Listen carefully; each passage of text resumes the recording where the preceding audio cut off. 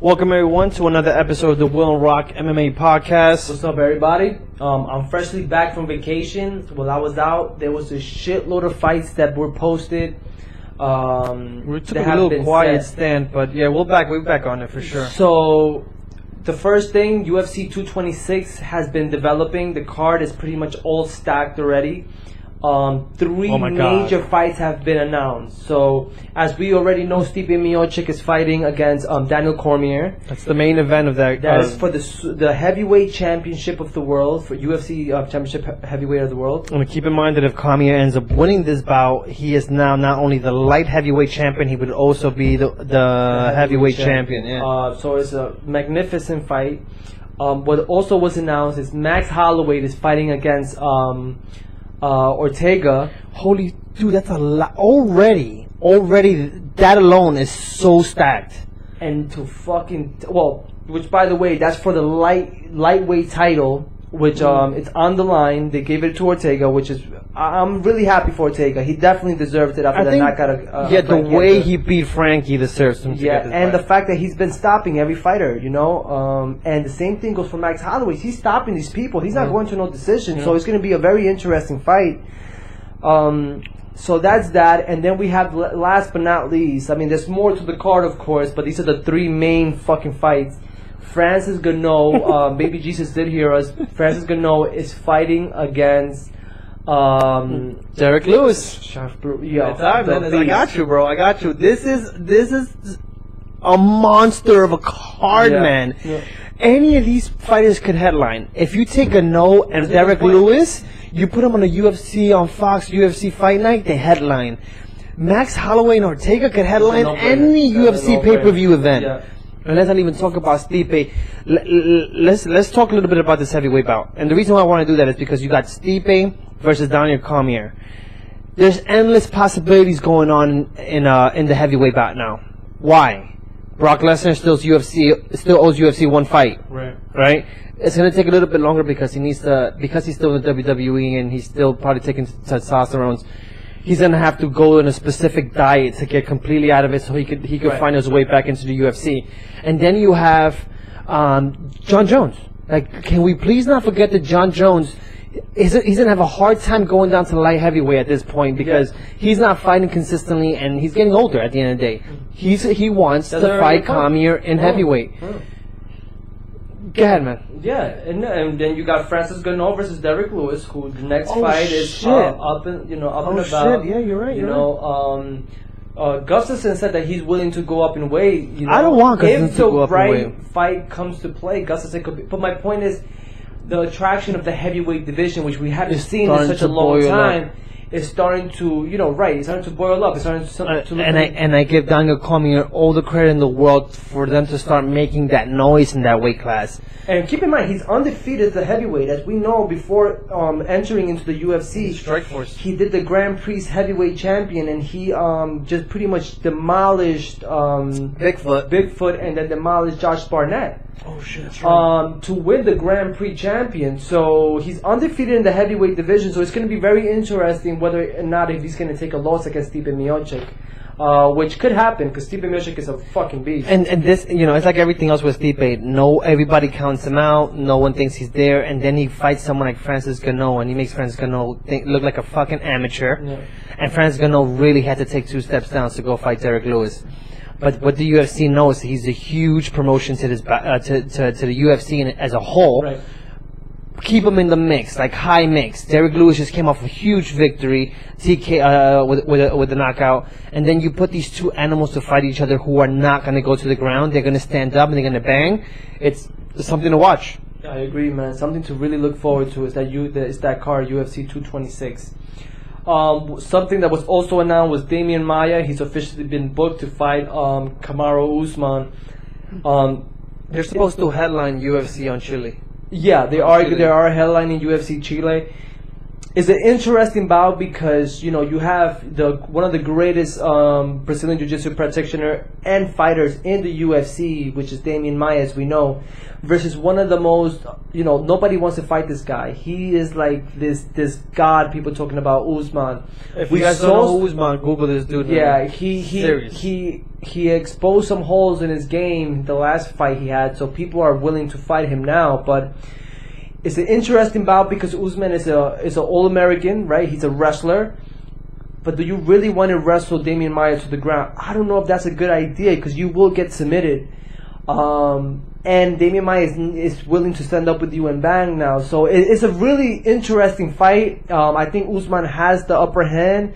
And I believe that he might win that fight. We'll talk about it when it gets there. But because I got David Maia on this fight. I think Maia's come a long way, and the fact that he used to be scared to stand up, and now he's training. I can't remember the Brazilian boxer who trained Vanderlei Silva, who trained Fabrício Verdun to stand up, and you saw what he did to Fabrício Verdun's stand-up game. Yeah. So now he's training.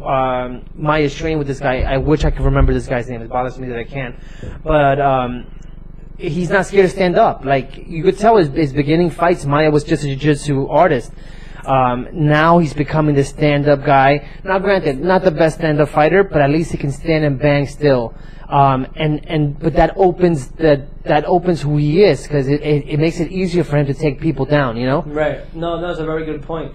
So there are headlining UFC Chile on that card, right? So last but not least, we have Bellator 200, and the headliners they just announced is Roy Nelson. He's fighting against Cro Cop. Now, what's interesting about this bout, besides the fact that there are legends in the game that are fighting, is that depending on who wins, they could have a bout in this Grand Prix in case somebody gets injured. So they're next in line. So going into this fight, Cro Cop has a lot to lose. Cro Cop versus Roy Nelson. Correct. So how does that work? So if anybody gets injured, they're replacing? Right. So I get it. But it's who wins. So it's not just if somebody gets injured right now, they're gonna just put either one of these two. That's why they're putting this bout up, which I think is so smart by Bellator, and also putting these two legends to fight on a card like the 200 card. This is like the UFC 100s and 200s.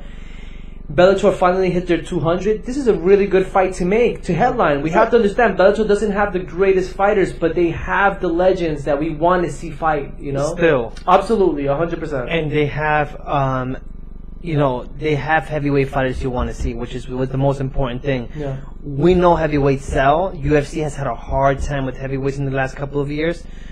They're starting to make it. Bellator has done a great job recruiting these guys coming off the UFC, ending the UFC contract, going into Bellator, and they're still big names. The Rampage, Chael Sonnen, Mir, Fedor. All these guys that make sense to continue putting up there. Matt Mitrione being another one. Ryan Bader. Yeah, man. So it's good to see these guys still bang it out. The only reason why I'm hyped for Cro Cop coming back is because he fought K1 and he went undefeated as soon as he decided to retire from MMA. Went on a huge winning streak, went back to MMA. I'm not sure where. I think it was somewhere in Croatia or Russia that he was fighting at, and he ended up winning 2 or 3 bouts in MMA. All of a sudden, this guy's like back to being himself again. Could it be that he was fighting in countries where they were allowing steroids? That's a huge question because we know Cro Cop was found with steroids in the past. So interesting enough that might play a deal, but there is no taking that steroids when you're fighting in Bellator. So it's going to be interesting. It's going to be a very interesting bout. So yeah, that wraps up pretty much everything that's going down for as far as news go. Now let's do the recap of UFC Fight Night 129, which headlined both Barboza versus Kevin Lee. So let's get started with the first card. Is it UFC 129 or 126? UFC Fight Night. Fight Night 129? 128, sorry, 128. UFC Fight Night 128. Chris, can you confirm that? Yeah, I'll check right now. Yeah, no, because UFC Fight Night 129 is Damian Maia versus Kamaru Usman with the headline. So Chris, you don't have to search it. I'm 100% sure it's UFC 128. But anyways, Jim Miller was the first fight in the main card versus Dan Hooker. Tremendous bout. Unfortunately, Jim Miller didn't stay around for too long. He got knocked out in the first round with like 3 minutes to go. Man, it's one of those things where it's just he is far past his prime. He's a pioneer, man. He's a phenomenon. He comes from Jersey. Every time any fight would come in New York City or Jersey, when we would go to the Prudential Center to watch him fight, he'd always show face in those cards. The unfortunate reality is that his time is up. He's one of these fighters who is past their prime and should really contemplate retirement. He's no longer the guy to beat. Yeah. If you beat any of the Miller brothers at this point, well, Dan Miller's no longer fighting. I haven't heard him, but now you beat Jim Miller. It's like you're expected to beat Jim Miller. Yeah, and it's the reason why he was starting this card. I figured going forward they pretty much gonna put him in the prelims at this point. Maybe he could headline a prelim, but you're completely right. I mean, we wish him the best. He's a tremendous fighter. He's completely a pioneer. He's really stepped up this game. He's a great jiu-jitsu fighter. But at the end of the day, I think his time has come, and hopefully, I don't. It's up to him, of course. But one more bout, maybe, and depending how that goes, he should contemplate retirement.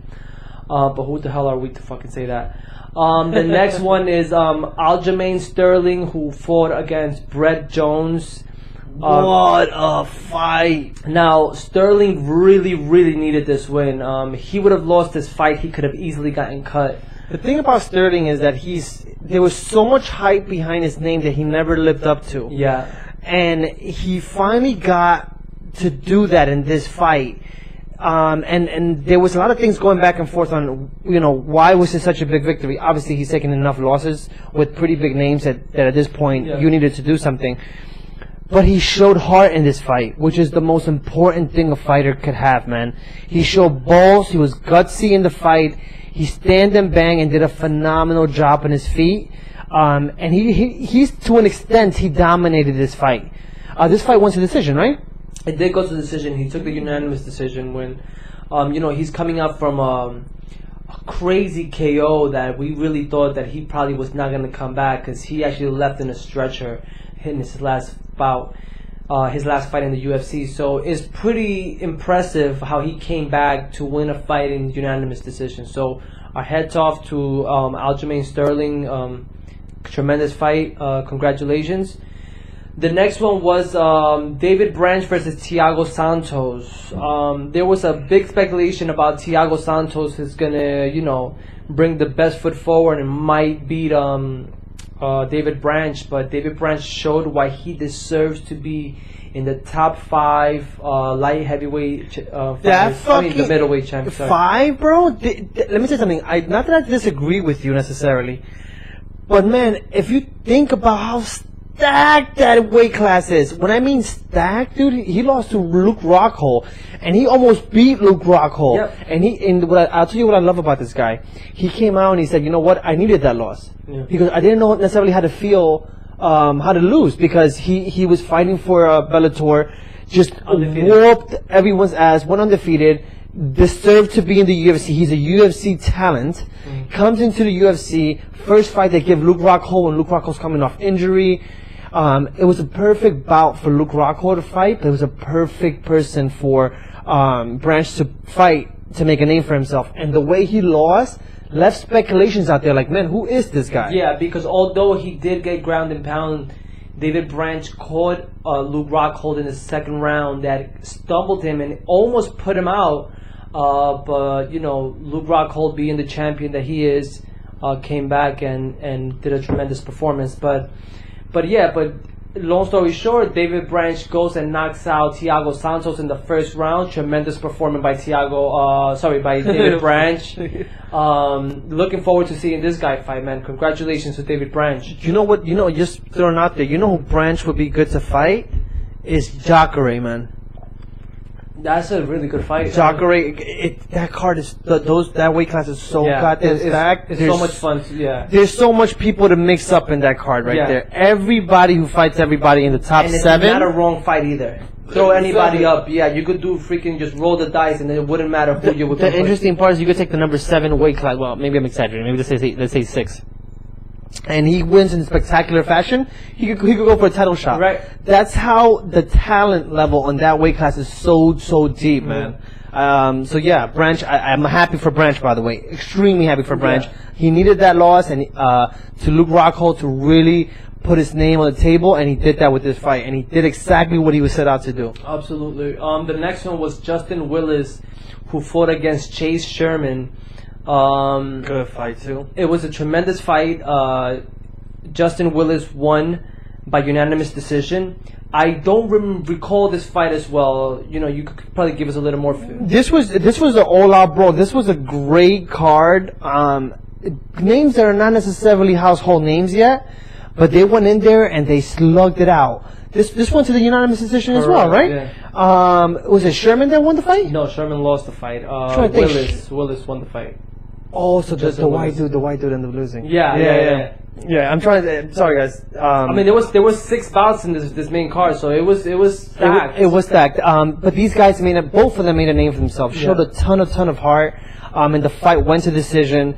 To me, that fight was like a toss-up. I didn't know who they were going to give it to, and obviously Sherman ended up losing that fight. But I mean, there's not much to say. It was just the brawl, and it worked out to UFC's favor It actually worked out for both of them. No matter if Sherman lost, Sherman made a name for himself in that card, man. Mm-hmm. So once again, one of these guys that are probably headline a UFC, not headline a UFC pay-per-view, but probably will be the last fight in the UFC pay-per-view now, just because it was their performance. They're the 3rd fight in this tremendous stacked card, you know. So my kudos to them. So yeah, Justin Willis wins unanimous decision. Congratulations to Justin Willis. He just was introduced to the UFC, so there's a lot more we're going to be seeing on this guy. The next one is Frankie Edgar versus Cub Swanson. Oh. We were not able to do predictions beforehand for this card. Yo, Chris, too much to ask for if you get me another beer. Yeah. Frankie Edgar ended up showing why he deserves to be a champion. I would have not picked him. He's coming off of a knockout versus Ortega, which kind of chopped his head off pretty much. And he comes in and goes all 5 rounds versus a guy like Cub Swanson to win the fight. I mean, Jesus, man. There's nothing more that we could say about this guy. He's a fucking legend. Okay. So with that being said, man, I think Cub Swanson is an amazing fighter. I think he's also the truth, but he fought the answer. And Frankie Edgar. So I remember we were contemplating about this. We were so pissed off, first of all, because we were like, can't we? Not only did Frankie allow himself or his trainers allow himself to go back in there, but what really ticked me off, because you're the fucking man. Chris, I love you. Really good. Not only did he. His trainers allowed him to go back in there, but it shows you the confidence they have in Frankie. Yeah. Frankie is a championship fighter. Frankie deserves to fight top 3 every single time he steps into the octagon. He's just really had a tough time. He reminds me of Fedor, Gerard Faber, where he gets all the way to them and then doesn't perform. Yeah. And then so back to what I was saying about what we were contemplating on. Because you're the man, bro. Don't ever forget that. What we were talking about was Michael Bingsby. Michael Bingsby ends up getting knocked out in one card, decides to get back up, stumbled all the way up, and then fight versus Goslam, and then Goslam ends up freaking almost killing this guy in the octagon. And I said to myself, holy shit, why? Why would Frankie do the same thing Michael Bingsby did?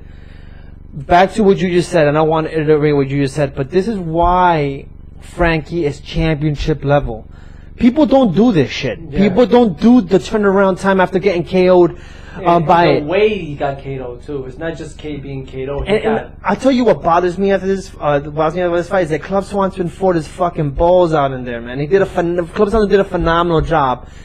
Just not enough to beat Frankie. And Frankie beat him one time and comes right back and shows the same thing. The fight turned out to be the same way as fight one. Deja vu. And Club Swanson just ate that. He said, you know what? At this point, Swanson, if you're listening to us, which I'm pretty sure not, if you listen to us, don't fight Frankie Edgar again. Yeah. Find your way around to get to the belt, because he's another one that is, you know, you put him up there with Max Holloway. You put him out. That's a fucking fight, man. Yeah, I agree to disagree. But there's the styles, man. The styles don't work great, and the styles that Frankie brings to the table for Club Swanson does not work for Club Swanson.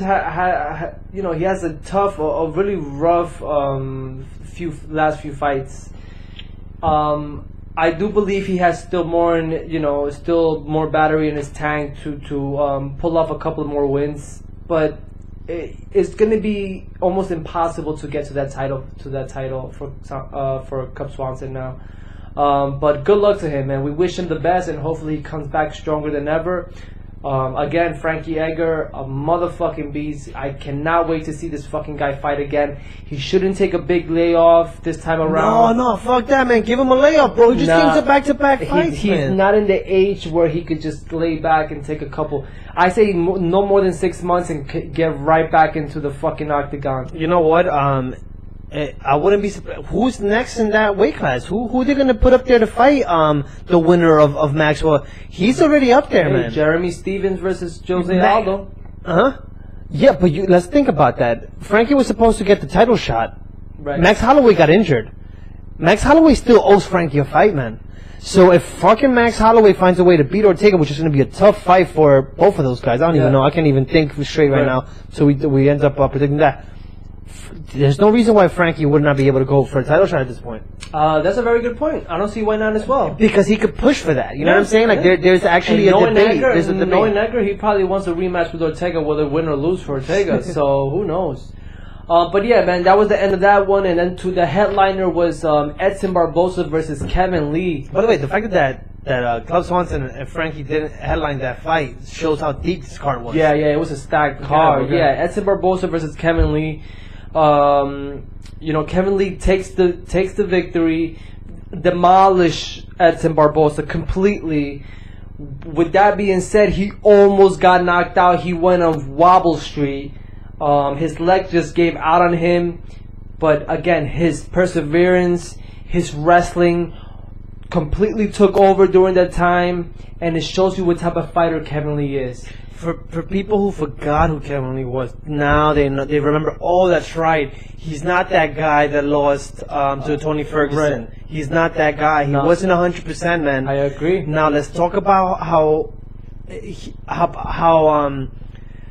Kevin Lee could fight Tony again. Let's talk about him. Let's talk about this, because Ferguson versus Khabib is just not happening again. I don't see it happening, just because every time they put those two guys together, someone's bound to get injured at this point. So put Kevin Lee in again, man. Put Kevin Lee in with Ferguson. I'm all about that fight. Even though I want to see Ferguson Khabib happen, just too many times cancellations for that fight. Kevin Lee is the freaking truth in that weight class, Absolutely, man. And he, mark my words, he's going to be a champion. And if it's somebody that might have a better chance with Khabib, it's Kevin Lee. Kevin Lee is an all-around fighter. He could stand up with you. He could wrestle with you. He could submit you. Did you listen to the last podcast he did with Rogan? Yeah, it was a very interesting fight. How humble he is. He's a 25-year-old who has his head on right, which is very important, especially in the fight game. But most importantly, he's a student of the game. He studies all these fighters and all these prestigious fighters. But on top of that, he's doing ballet. He was embarrassed to say he was doing ballerina and doing yoga. Ballet. But guess what? All this shit, man, is gonna help you to become the champion that he will be. I'm telling you. The kid talks a big game, but he's backing it up counter style, man. And I'm looking forward to seeing him fight again. And if they give him Khabib, I won't be mad. I really won't. I think he could sell a fight. The kid has charisma. He's a fighter's fighter. And and put him in against the best fighters in the world, he's gonna give you a great result. And I think Kevin Lee will be a champion. And mark my words, if they give him Khabib, he will beat Khabib. I'm really confident. I'm riding this guy, man. I'm riding. All right. I will say I don't think no one could beat Khabib at 100. I really believe that. But if there is stylistically a great fight to put together, is Kevin Lee versus Khabib, without a doubt. Yeah, man, I couldn't agree with you more. I'm not gonna take your shine away because that was so well put together and so well said. I disagree with the last part about Kevin Lee beating Khabib, because Khabib at 100 is the best fighter in the world. That's my opinion, man. And with that being said, that's a fucking wrap. We covered a lot since I was gone, so I'm glad to be back. We're gonna get back on the horse and ride this shit to the wave, man. Anyways, don't forget to follow us on Instagram, Will and Rock MMA Podcast, on YouTube. Leave comments. Peace. Yo, shout out to Chris for the beer, son. Shout out to Chris for the beer, Chris. Peace, guys.